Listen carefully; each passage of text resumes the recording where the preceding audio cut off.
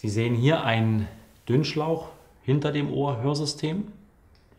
Dieses besteht aus dem hinter dem Ohr-Hörsystem mit der Technik und einer Batterie und dem dünnen Schlauch, der den Schall in den Gehörgang transportiert. Ist für alle Menschen mit einem leichten Hörverlust oder mit einem Hochton-Hörverlust geeignet oder für diejenigen, wo eine besondere Belüftung des Gehörgangs erforderlich ist.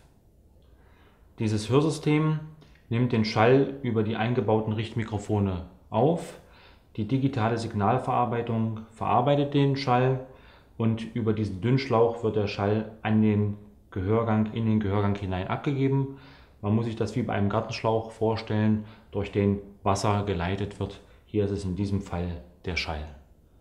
Das hinter dem Hörsystem mit diesem Dünnschlauch wird hinter die Ohrmuschel gelegt.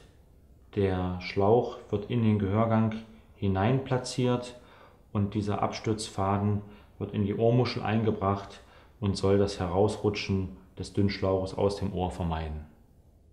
Das Hörsystem ist etwas aufwendiger einzusetzen.